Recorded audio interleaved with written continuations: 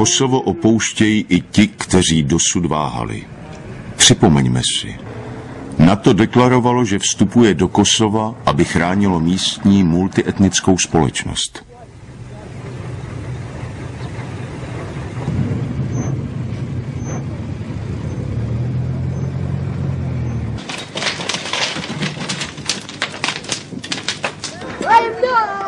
Etnické čistky se dělají následovně. Pár lidí se povraždí tak, aby ostatní začali utíkat. Novináři už vysvětlí, že se jedná o spravedlivou mstu za příkoří. Pak se majetky rozkradou a co nejde, to se zničí. Je dobré domy vypálit, aby se vyhnaní neměli kam vracet. Nový majetek se vždycky hodí. Vždyť je to kořist vítěze.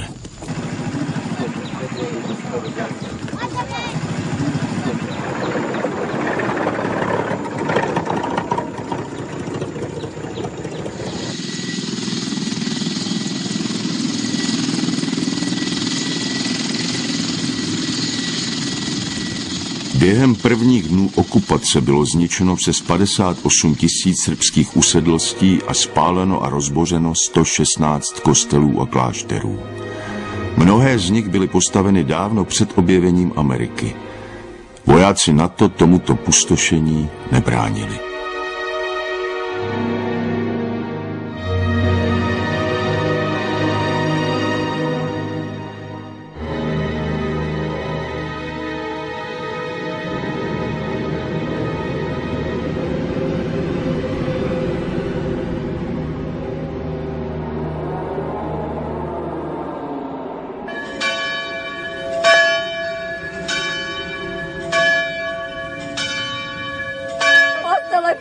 Sinočića, 7, ona 4, ja 3.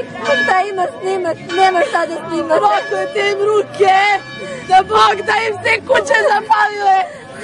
Ostavili mi 4 deteta. Joj, ne. Siločići moji, sretni moji. Přicházejí noví protektoři OSN pro Kosovo, jako například Francouz Kouchner. Ke zbylým Srbům jsou vesměs nesmlouvavě přísní.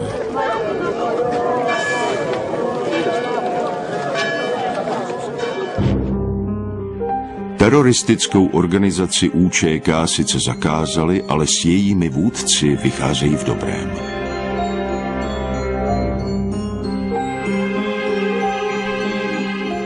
Ještě společné foto s veliteli UČK a NATO.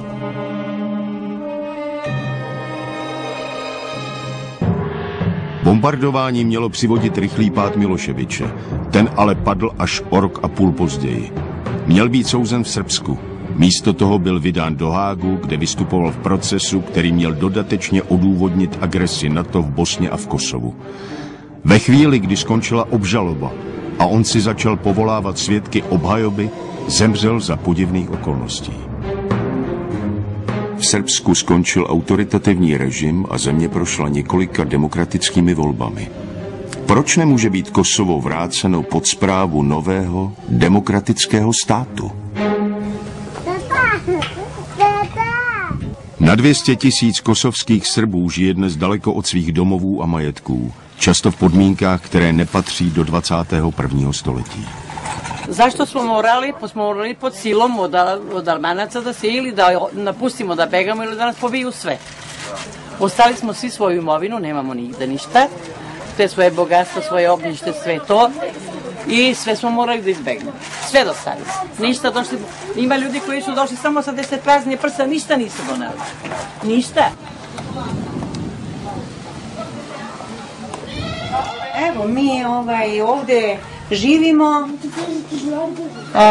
to je taj naš život gde smo prinuđeni da živimo, a obzirom da smo imali 300 kvadrata našu kuću u peći, evo to je prostorija gde moje deca spavaju.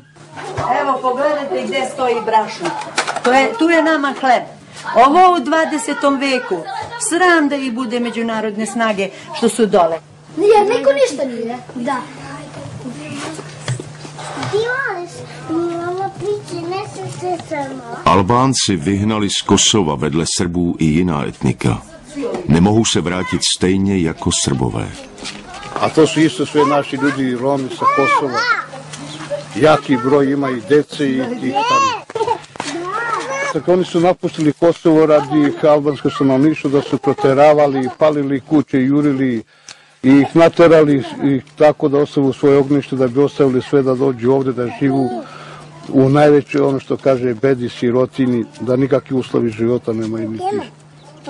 Ja sam bio dole i pucali na porodicu. Mi smo bili na spavanje u 11:30, pucali automat iz prozora i morali smo da pobegnemo. Volimo da se vraćamo u naše mesto, ali nemamo poverenje više tu da živimo.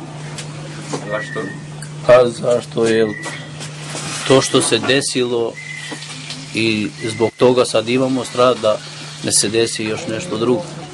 Ako se smiri kao što treba, da bude neki sigurnost, onda volimo da se vratimo. Hromadné hroby na Kosovu. Jsou tu zahrabáni, zmasakrovaní civilisté různých etnik. Vyšetřování vražd nikam nevedlo, nebo ani nezačalo. Že by orgány OSN, které spravovaly provincii, o to neměly zájem. Bude vůbec možné vyšetřit zločiny, které se tu staly? Bude možné ukázat na viníky?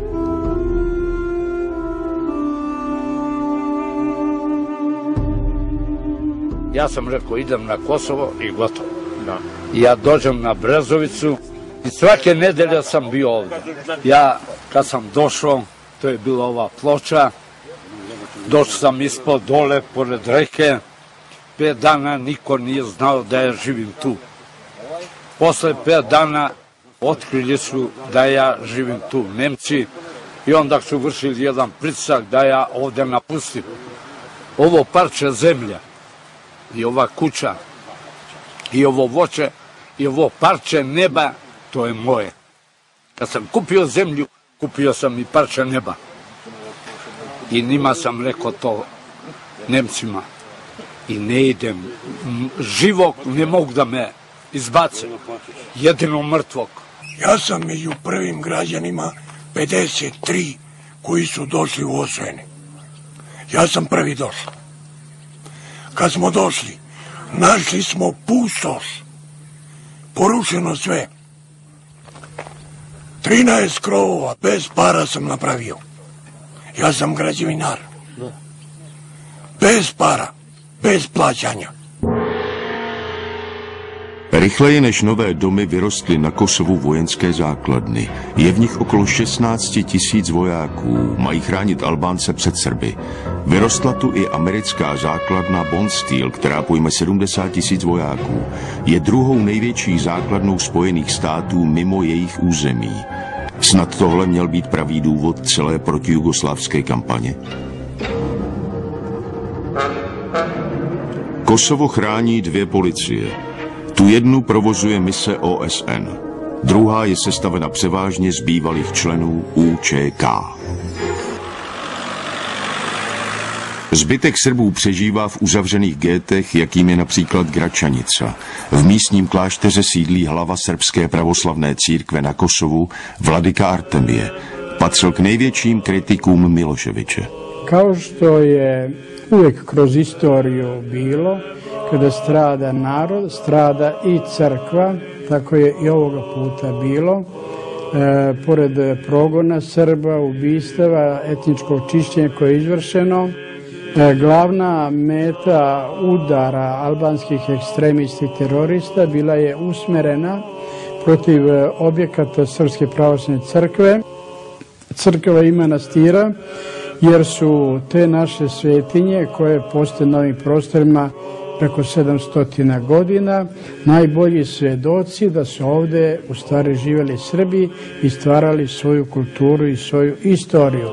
Tako da je bila želja, pored progona srpskog naroda, uništavanje i brisanje sa lica zemlje tih materijalnih spomenika srpske kulture, kako bi se svaki trag srpskog postojanja izbrisao na Kosovu i Metohiji.